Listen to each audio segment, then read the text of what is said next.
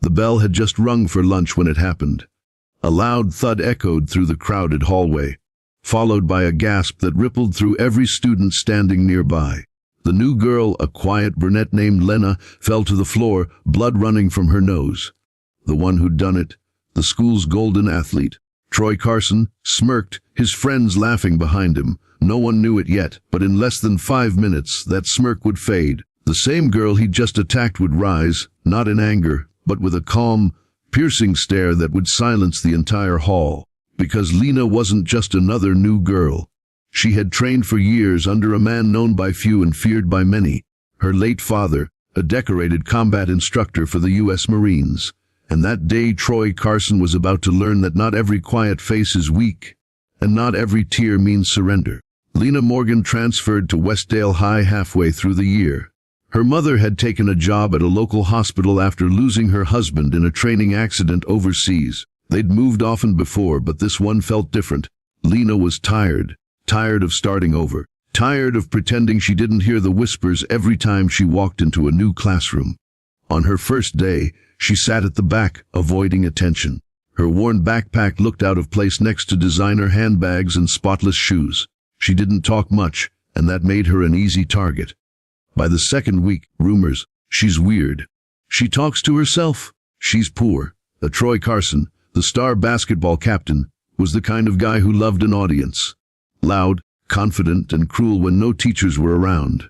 His girlfriend Megan led a group of girls who mocked Lena daily. They'd trip her, steal her lunch, or whisper insults in the locker room. Lena never fought back. She just endured. Her mother told her to stay calm. You're stronger when you don't react. But that strength had limits. One afternoon in the gym, Troy tossed a basketball at Lena's head when she walked past. It hit her shoulder hard. The ball rolled away and laughter erupted. "Oops," he said. "Didn't see you there, new girl." Lena bent down to pick it up, her face still. She placed it back in his hands and walked away. Her silence annoyed him more than any comeback would have. Because bullies hate when their targets don't play along. 2 days passed, but Troy's games escalated. He cornered her at lunch, tripped her in the hall, poured water on her homework. Every insult chipped away at her patience. Still, she held on. Until the day of the incident, it started like any other morning. The halls buzzed with noise, Troy and his friends cracking jokes by their lockers.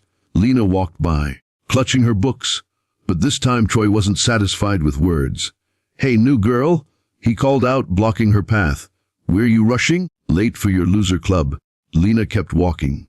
That quiet defiance, that stillness in her eyes, irritated him more than anything. Before she could move past, Troy stepped forward and kneed her in the face. Gasps filled the hallway. Her books scattered. Blood dripped down her chin. For a second, she didn't move. Everyone thought she'd cry or run, but Lena didn't do either. She slowly raised her head. Her calm, unblinking stare made Troy's grin falter. Then, she stood, shoulders straight, voice steady. "Don't ever do that again," she said quietly. The hallway fell silent. Something about the way she said it, calm, certain, almost commanding, felt dangerous. But Troy laughed it off. "Or what?" He didn't get to finish the sentence. In one fluid motion, Lena's hand shot up, grabbed his wrist, and twisted it behind his back. His knees buckled, and his face hit the locker door with a slam. His friends froze. It happened so fast no one understood what they'd seen. She didn't punch, she didn't scream. She simply disarmed him, clean, controlled, trained. Lena released him, turned and walked away, leaving a stunned crowd in her wake. After that day, rumors spread like wildfire. "Did you see what she did to Troy? She's some kind of soldier's kid. She didn't even flinch." But while the school buzzed with gossip, Lena sat quietly at home, staring at her father's old photograph. Her father had taught her everything about restraint, about how true strength was never for showing off, only for protection.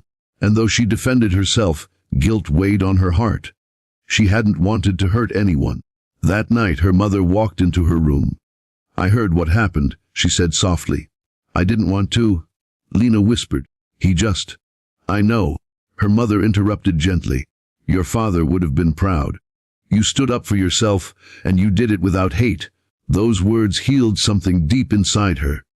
But not everyone saw it that way. The next morning, Troy's father, a powerful businessman, stormed into the principal's office.